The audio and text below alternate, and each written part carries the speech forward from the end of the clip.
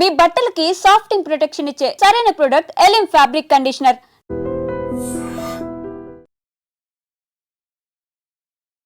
ఘోరం, దారుణం.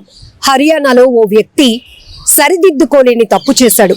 సభ్య సమాజం ఆయన్ని తీవ్రంగా ప్రశ్నిస్తోంది. ఇంతకీ అతను చేసినటువంటి పని ఏంటంటే, భార్యతో జరిగిన గొడవ వల్ల మనస్తాపానికి చెంది తన 4 పిల్లలతో కలిసి ఎక్స్ప్రెస్ కు ఎదురెళ్లి తనువు చాలించాడు. ఎంత ఘోరం!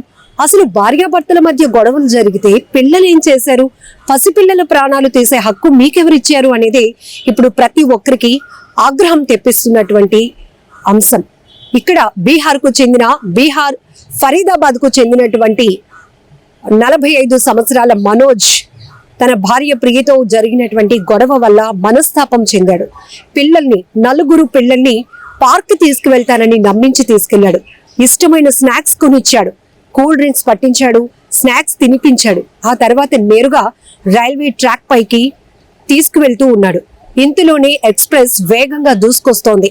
ఆ పిల్లలు ఆ వేగానికి భయపడి తప్పించుకోవాలి అనుకున్నా కూడా ఆయన చేతులు వదలకుండా గట్టిగా పట్టుకుని తనతో పాటు తన పిల్లల్ని కూడా చంపేయాలి అనుకున్నాడు. ఎంత ఘోరం! వినటానికే చాలా భయమేస్తోంది కదా. మరి ప్రత్యక్షంగా ఈ ఘటన చూస్తే అసలు గుండెలు అదిరిపోవటం లేదు. ఇందులో భార్య భర్తల మధ్య గొడవ అనేది కామన్. ప్రతి ఒక్కరి జీవితంలో ఈ గొడవలు, తగాదాలు, సరిదిద్దుకోవటాలు, కలిసిపోవడాలు అన్ని కామన్ గా ఉంటాయి. కానీ పిల్లలు ఏం చేశారు? కనీసం అమ్మా నాన్న ఎందుకు గొడవ పడుతున్నారో కూడా తెలియలేనటువంటి పసితనం వాళ్ళది.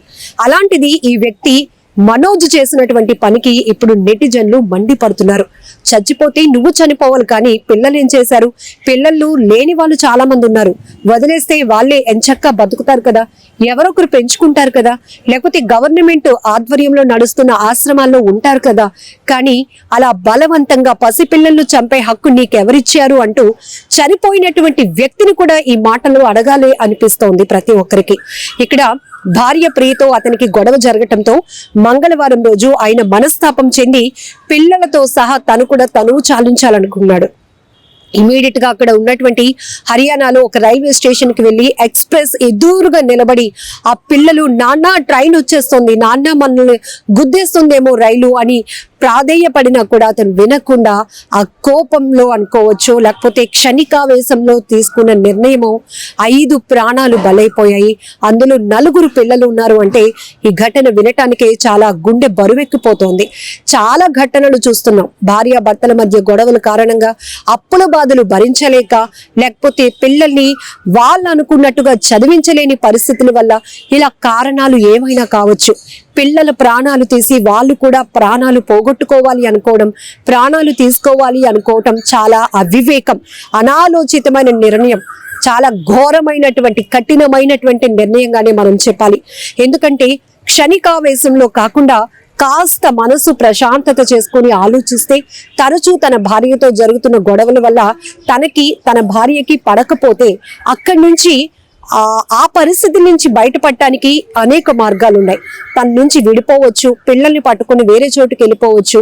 ఎందుకంటే ఇతనికి కూడా 45 ఇయర్సే కాబట్టి పని చేసుకోగలడు, పిల్లల్ని పోషించుకోగలడు, వేరే చోట కాపురం ఉండగలడు. కానీ ఇవన్నీ మానేసి భార్యతో జరిగిన గొడవల వల్ల మనస్తాపం చెంది క్షణికావేశంలో ఇంత కఠినమైన నిర్ణయం తీసుకున్నాడు అంటే ఏమనాలో కూడా అర్థం కావట్లేదు.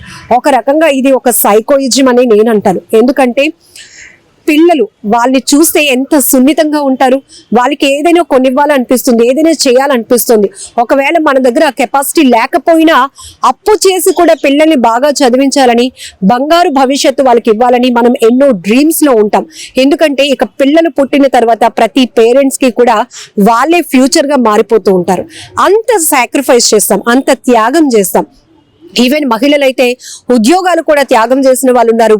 అలాగే మగవాళ్ళు కూడా ఒకవేళ ఇంట్లో పరిస్థితులు బాగోక, లేకపోతే పిల్లలు ఏదైనా ఛాలెంజ్డ్ గా పుట్టితే వాళ్ళ కోసం మంచి మంచి జాబ్స్ సాక్రిఫైస్ చేసి ఏదో చిన్న చిన్న వ్యాపారాలతో కుటుంబాన్ని నడిపిస్తున్న వాళ్ళు కూడా ఉన్నారు. ఇలాంటి వాళ్ళని చూసి తెచ్చుకోవాల్సిన ధైర్యం.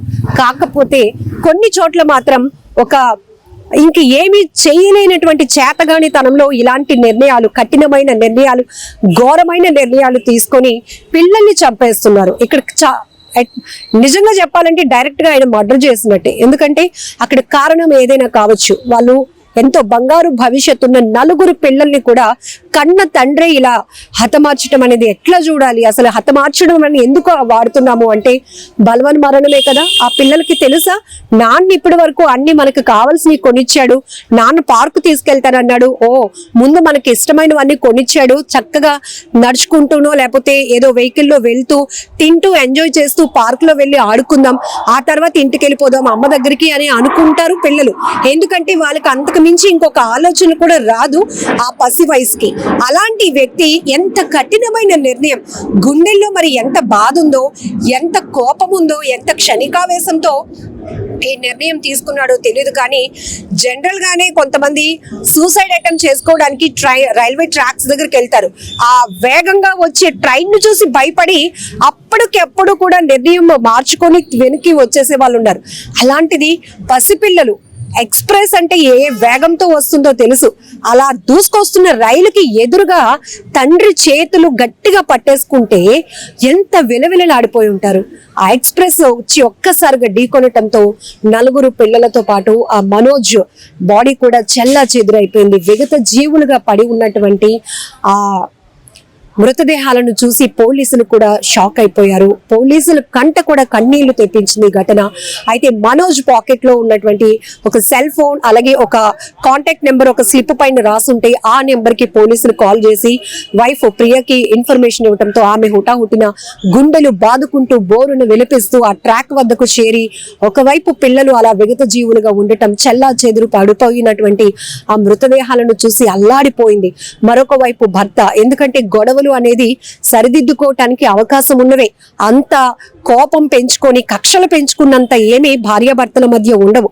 చిన్న చిన్న పొరపాట్లు ఉండొచ్చు, ఒకరికి నచ్చింది ఇంకొకరికి నచ్చకపోవచ్చు. ఇలా ఏదో కొన్ని విషయాల్లో విభేదాల వల్ల తగాదాలు జరగచ్చు, ఫైనాన్షియల్ మ్యాటర్స్ కావచ్చు, రిలేషన్స్ వల్ల కావచ్చు. కానీ ఇవేవి క్షమించరాని తప్పులైతే కాదు. ఒకవేళ మనకు అంతగా నచ్చకపోతే దాని నుంచి మనం స్కిప్ అవ్వడానికి అనేకమైన మార్గాలు ఉన్నాయి.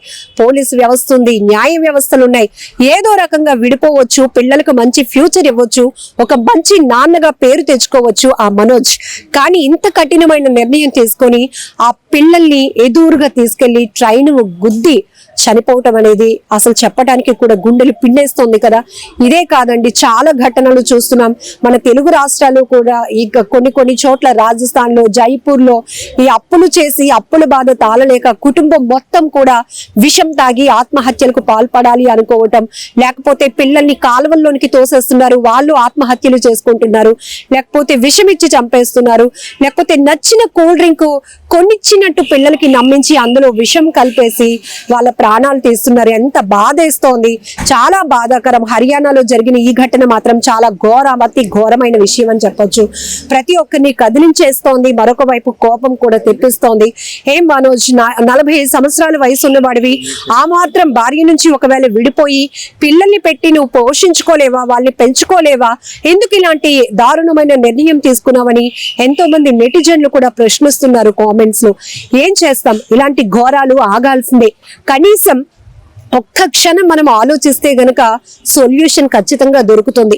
ఒకవేళ అంత ఊబిలో కూరుకుపోయి పేకల్లోతు సమస్యలు ఏమైనా ఉన్నాయి అంటే మొదటి నుంచి చిన్న సమస్యగా ఉన్నప్పటి నుంచి దానికి ఒక పరిష్కారం మనం వెతుక్కుంటే, సొల్యూషన్ వైపు ఆలోచన చేస్తే ఇలా ప్రాణాలు తీసుకోవాల్సిన పరిస్థితులు రావు, పసిపిల్లల ప్రాణాలు తీయాల్సినటువంటి దుస్థితి కూడా రాదు.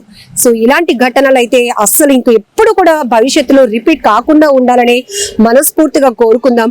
ఒకవేళ ఇలాంటి ఆలోచనలు ఇప్పటికే ఎవరైనా ఉండుంటే దయచేసి విరమించుకోండి. చచ్చిపోయి సాధించేది మాత్రం ఏమీ ఉండదు. మీ ప్రాణాలు పోవటం, బంధువులు మీకోసం కన్నీళ్లు కార్చటం తప్ప అక్కడ ఎవరికీ ఎలాంటి భవిష్యత్తు కూడా ఉండదు. ఎంతో మంది భవిష్యత్తులు ఇలా నాశనం అయిపోతున్నాయి, ప్రాణాలు గాల్లో కలిసిపోవడం తప్ప.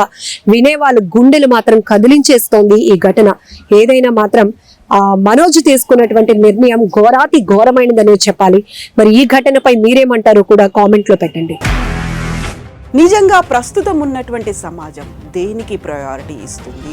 ఆర్థిక సంబంధాల చుట్టూ మాత్రమే తిరుగుతోంది. మళ్ళీ ఎన్నికలంగానే చాలా విరక్తి కలుగుతున్నాం. మంచి అనిపిస్తుంది కదా, లేడీస్ కూడా ఛాలెంజింగ్ జాబ్స్ చేసినప్పుడు చాలా బాగుంటది. ట్రాఫిక్ అసిస్టెంట్స్ గా నియమించిన ట్రాన్స్జెండర్స్ అందరితో సాల్యూట్ చేయించుకుంటున్నారు. ఫుడ్ డెలివరీ ఇవ్వటానికి వెళ్ళినటువంటి డెలివరీ బాయ్ అనిల్ పై కళ్ళ ముందు పెళ్ళండి